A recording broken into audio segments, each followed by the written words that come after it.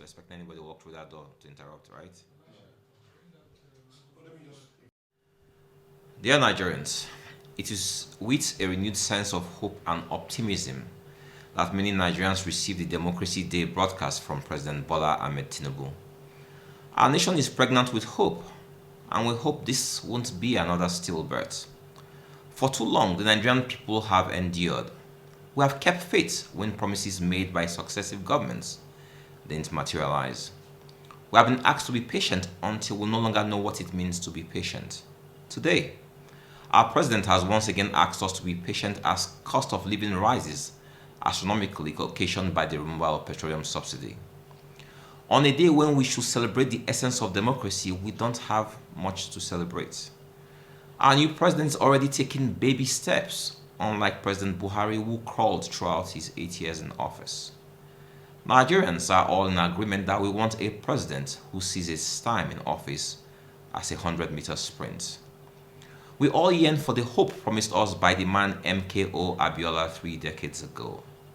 His message resonated with most Nigerians, and as such, Nigerians from all walks of life trooped out to vote for him in an election adjudged to be free and fair. Desperate men didn't allow him to take the oath of office, but in our hearts and minds, he remains the president we know. 30 years later, his fight for a better Nigeria remains unfinished. It's an unending fight for all true patriots and lovers of democracy.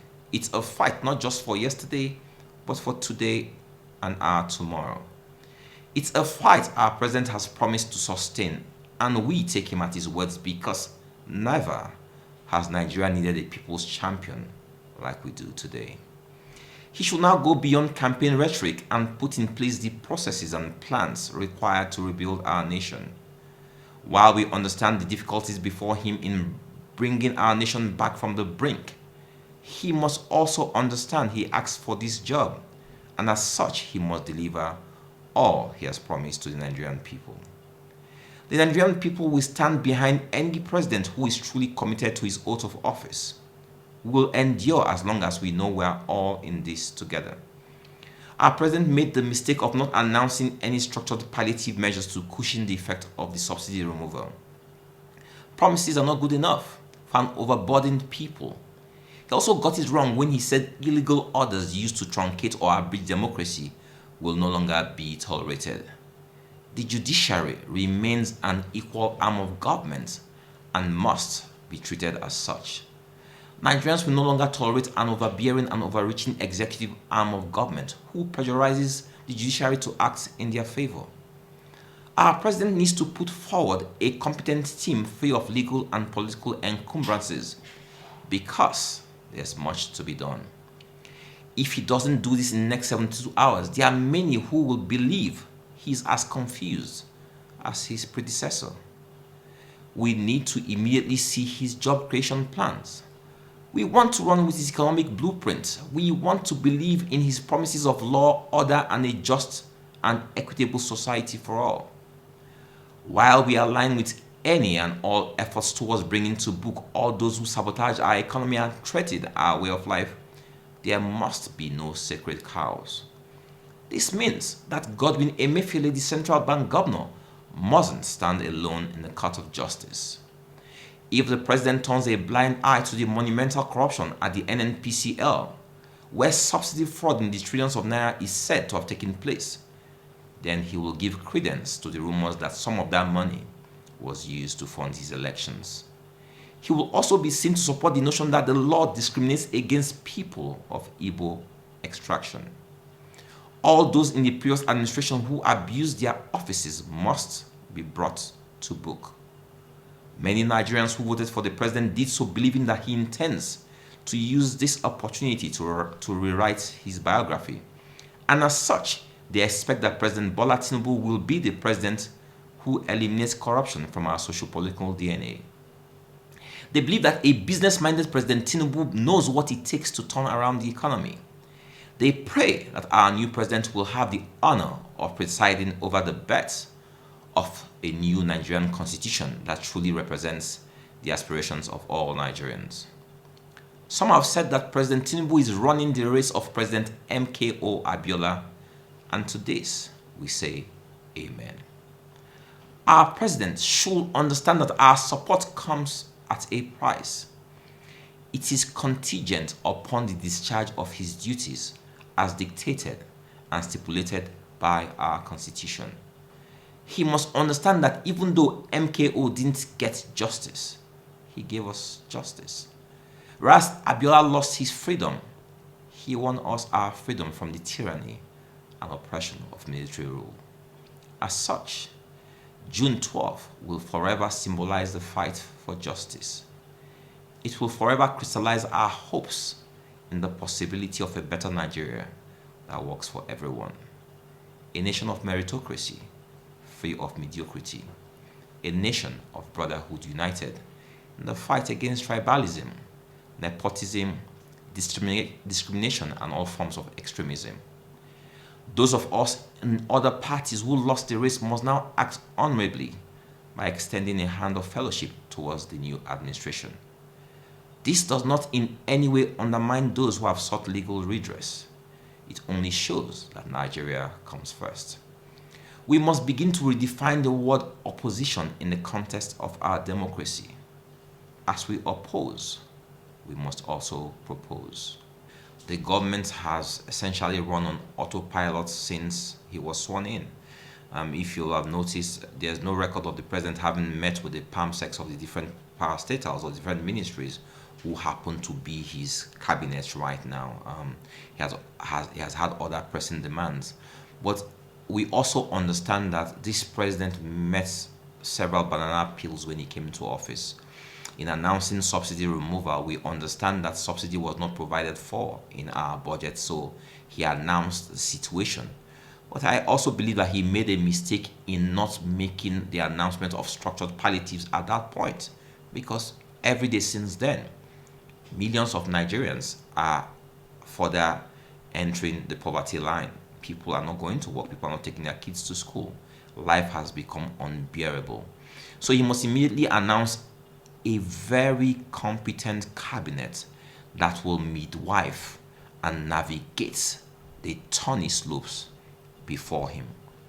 I expect that a technocrat cabinet devoid of political considerations should be named to man the affairs of Nigeria.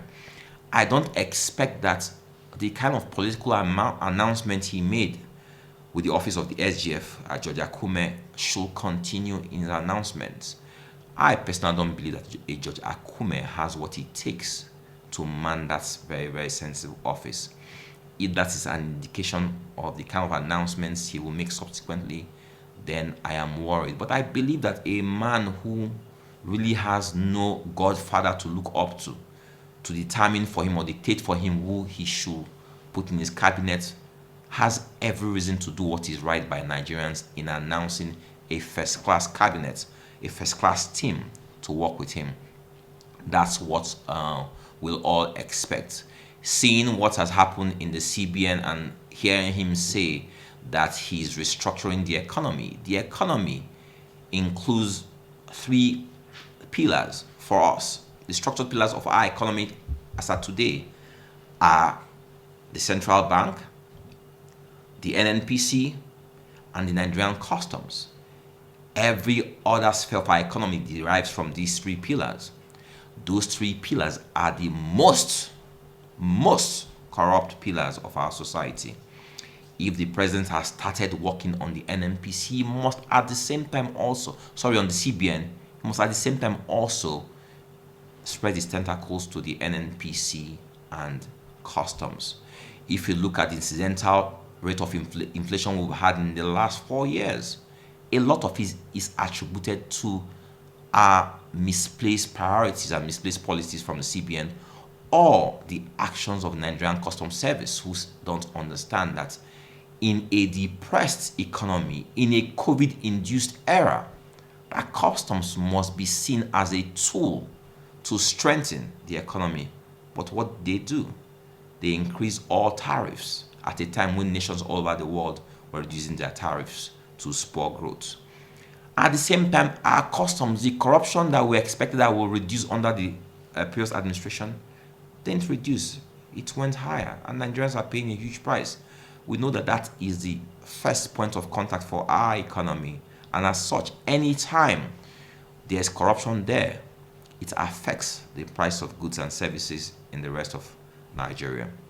So I believe that the president must immediately act in NNPCL and in customs and further investigate and interrogate all the activities of our CBN governor, the most political CBN governor we've had in the history of Nigeria.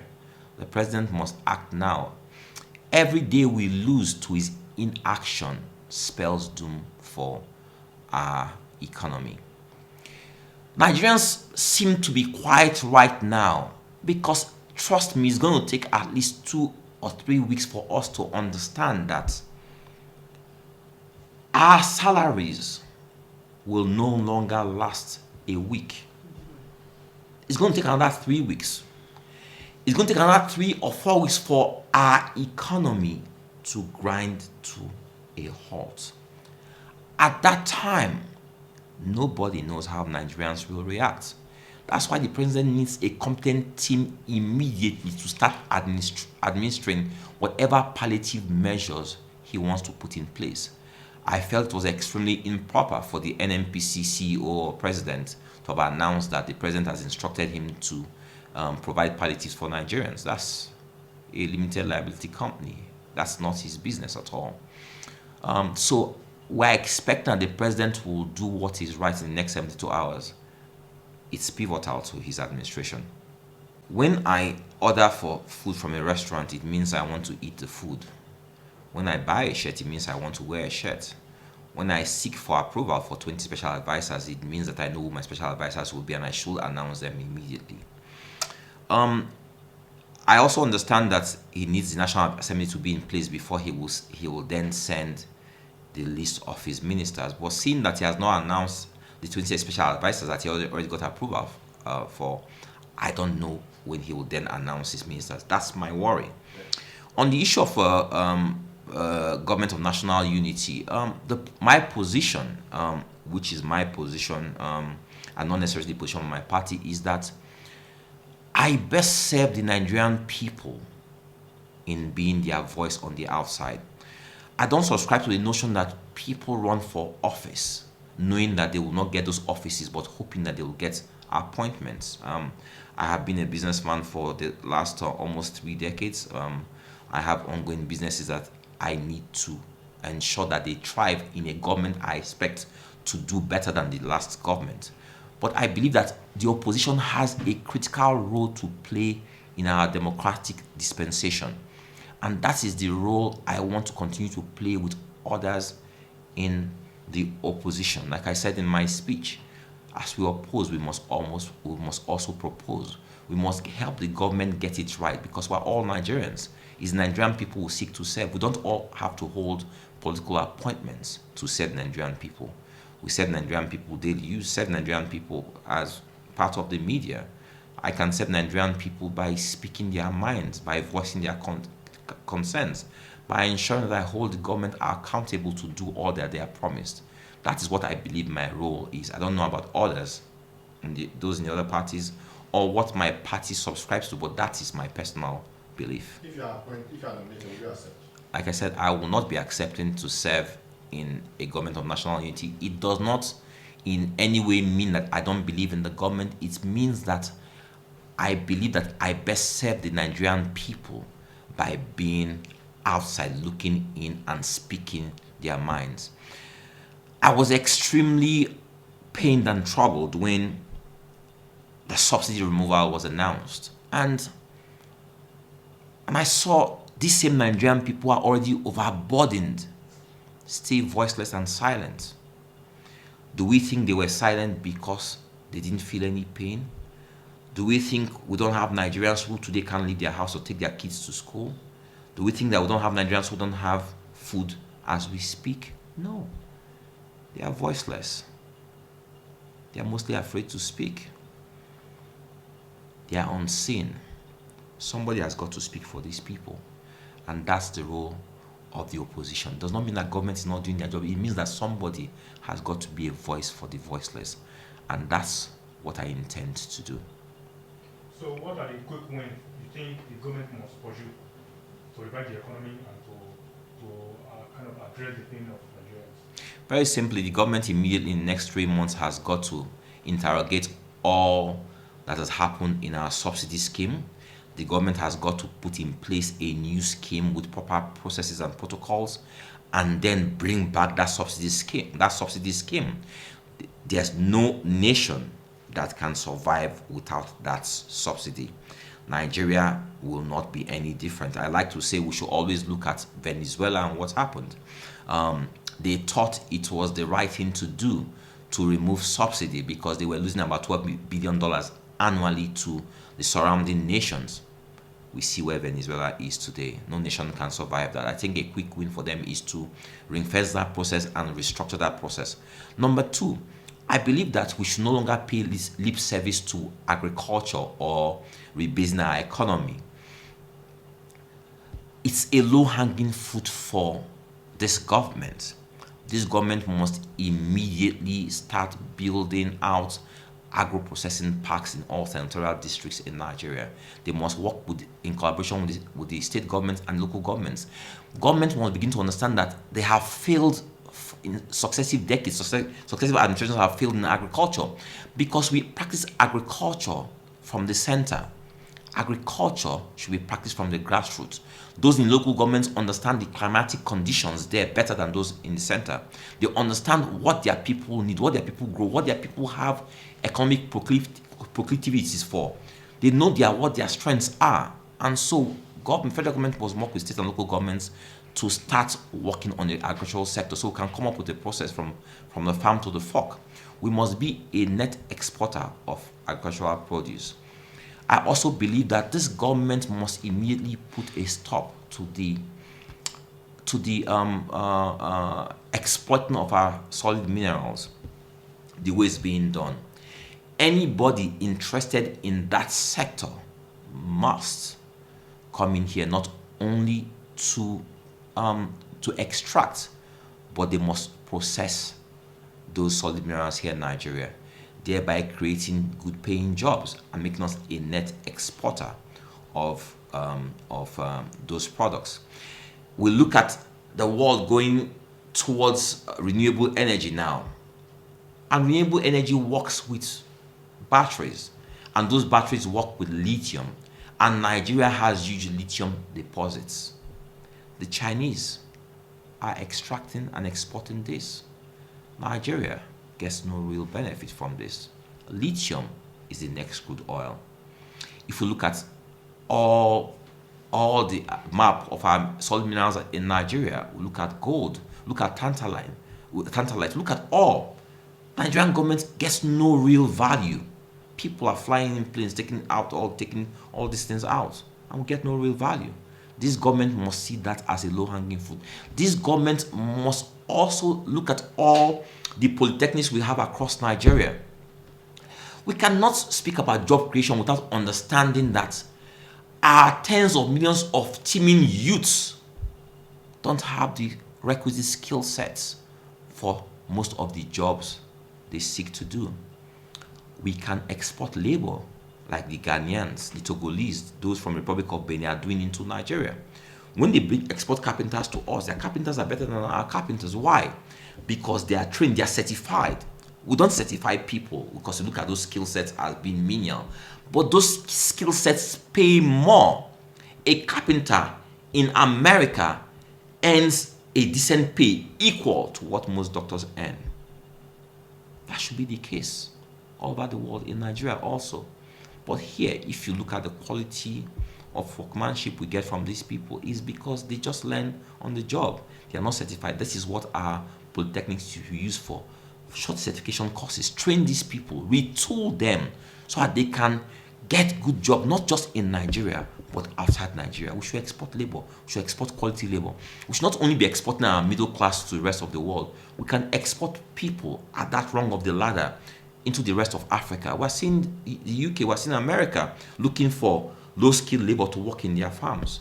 Why can't we send people from here to those places? The people we have in Nigeria are enough to affect or to impact the African economy as a whole. but they must be trained, they must be retooled to do that. Then we must also understand what is incidental or accidental to our economy as a whole. What I have noticed previous governments is that they speak without understanding the business sector. So that is why they can put in place policies that seem to undermine those in the business sector. They provide subsidies to those who don't really need subsidies. We are hearing a lot of rumors about what happened between the CBN and Dangote now, and it just makes you wonder that imagine if the CBN had provided the same amount of subsidy or support to 10,000 young businesses in Nigeria. Imagine the multiplier effect of that in the larger economy. Imagine if the CBN had not paid lip service to saying that they wanted to rebase our economy or dualize our economy. Imagine if commercial banks in Nigeria had actually given loans to small businesses in the area of export services and products. Imagine if that had happened in the last 4 years. Do you think that the dollar will be at 760 today? That will not be the case. We pay lip service to these things. We have youths who are so talented if we see what they are doing on their own, but the government seems to stymie their efforts, seems to do all it can to frustrate these people. We must help these people by giving them grants, giving them training, giving them loans for them to help our economy. That's the only way. There's absolutely no way we think that we can ever have economies of scale, or we can ever have the dollar be at parity with the naira if we are not exporting more than we are importing. Do we have what we can export? Absolutely yes. Goods, services. We have a digital world right now. We speak of digital economy, digital jobs. How do we support those in digital economy when most of us here cannot afford broadband? People turn off their phone because of the cost of broadband. Broadband should be seen as a right to everyone in this modern world. That is the only way you can interact. You can do business with people outside of Nigeria. You can be an architect without the job here, but you can sell your architectural services to people all over the world. You can be an engineer, you can sell structural designs. There's nothing you cannot sell today over the internet. But can you sell if you don't have internet? Can you sell if you don't have good internet? Can you sell if your broadband is limited to our major cities? I believe that state governments must now start working to build out critical infrastructure. Broadband should not be left to just the private sector. Governments must support the private sector to ensure that broadband gets to all our rural areas. We must stem the tide of rural to urban migration. That is the only way we can build out new cities, better middle class communities in our different states. So that Lagos, Abuja, Port Harcourt don't continue to suffer with the human population that is more than this infrastructure we have in these places. There's so much we can do, so many low-hanging fruits in every sector. Today, we wake up every day to see more doctors, nurses, those in the medical field are leaving Nigeria. Why are they leaving Nigeria? We are faced with so many issues: the economy, security, infrastructure. How do we address those concerns? How do we pay those people better? How do we make them feel safer? How do we talents are valued in this place? We must address those concerns immediately. We must not be seen as to make stupid laws to say that we must stop people from leaving our country. They are not slaves. But we must address their concerns.